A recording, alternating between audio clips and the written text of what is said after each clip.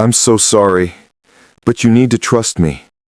The words escaped Maya Hollister's lips in barely a whisper as she placed the folded napkin beside the wineglass, her hands trembling. The man at table 12, expensive suit, tired eyes, the kind of face you'd see on a magazine cover, looked up at her with confusion. But there was no time to explain. She'd already risked everything by slipping him that note. Don't drink it, and leave now. 34-year-old Preston Ashford had come to the Sterling Room to meet a business partner, not to be warned by a 24-year-old waitress with fear in her eyes. He unfolded the napkin discreetly, read the hastily scrawled words, and his breath caught. His fingers moved toward the wineglass, a 1998 Bordeaux he hadn't ordered yet, then stopped. Their eyes met across the dim restaurant lighting. In that fraction of a second, Preston saw something raw and desperate in her gaze, something that reminded him of his younger sister before she died. That same look of someone trying to save a life while their own hung in the balance. He stood abruptly, his chair scraping against hardwood.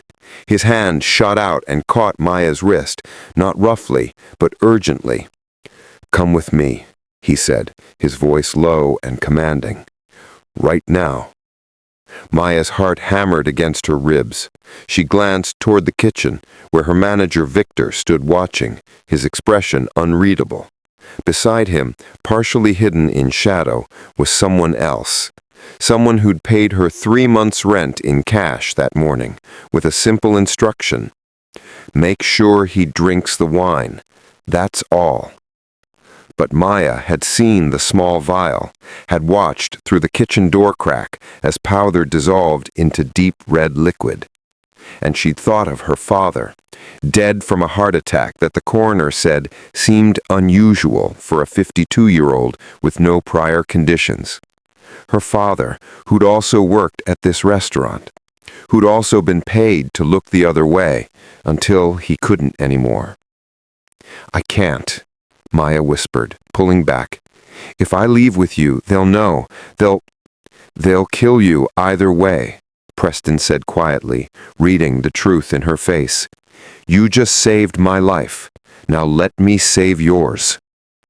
The next 3 hours unfolded like a nightmare given shape.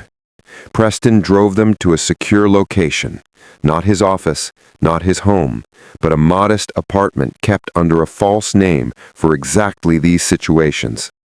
Maya sat in the passenger seat, her uniform still smelling of kitchen grease and fear, trying to process what she'd done. "Why did you warn me?"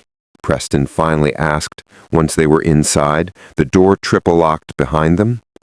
Maya's voice cracked. Because I couldn't watch someone else die. Not again." The words tumbled out, about her father, about the restaurant, about the network of powerful people who use the Sterling Room for more than just fine dining, about debts and leverage, and how easily good people became accomplices when they had no choice. Preston listened, his jaw tight. He'd built Ashford Technologies from nothing, had navigated boardroom betrayals and hostile takeovers, but this was different. This was personal. Someone had tried to kill him in the same place where Maya's father had likely been murdered for knowing too much. "There's a man," Maya continued, her hands wrapped around a cup of tea she couldn't drink. "Mr. Brennan. Victor introduced him as Mr. Brennan. He's been meeting with someone from your company. I've served them 3 times in the past month. They always talk about succession, about board votes, about what happens after Preston's gone." The name hit Preston like ice water. James Brennan, his CFO, his friend of 15 years. The last time they met, Mr. Brennan said, "It needs to look natural. The wine is elegant, poetic even." And he laughed. She looked up, tears streaming down her face. "I knew then. I knew what they'd done to my dad. And I knew I couldn't just Preston moved without thinking, pulling this stranger, this brave, broken stranger, into his arms as she sobbed. "You did the right thing," he murmured. "You did the impossible thing." The investigation took 6 weeks. Preston brought in federal authorities he trusted, people outside the normal channels. Maya testified, her hands shaking, but her voice steady, about everything she'd witnessed. The evidence mounted: financial fraud, corporate espionage, 2 murders disguised as natural deaths, and 1 attempted murder interrupted by a waitress's conscience. When it was over, James Brennan and Victor Cortez were led away in handcuffs. The Sterling Room closed its doors permanently, its dark secrets finally exposed to light. Preston sat in his office late one evening, the city glowing 40 floors below, when Maya knocked softly on his door. She looked different, not scared anymore, but not quite whole either. Healing, he thought, like him. "I got the position," she said. "Assistant coordinator for the victim advocacy program you funded. I start Monday." Preston stood, crossing to where she lingered in the doorway. "Maya, you saved more than my life that night. You reminded me why I built this company, not for profit margins or board meetings, but to create something good, something that matters." She nodded, understanding passing between them, the kind of connection forged in crisis, tempered by truth. "I almost didn't do it," she admitted. "I almost just kept walking, kept serving tables, kept pretending I didn't see." "But you didn't," Preston said gently. "You stopped, you saw, and you acted. That's the difference between existing and living." Maya's eyes filled with tears again, but these were different, lighter. "My dad used to say that. He'd say, 'Maya girl, the world's full of people looking the other way. Don't be one of them.' I finally understand what he meant."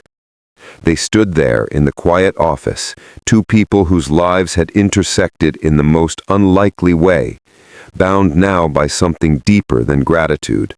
Not romance, that would be too simple, too neat. This was something rarer, mutual recognition.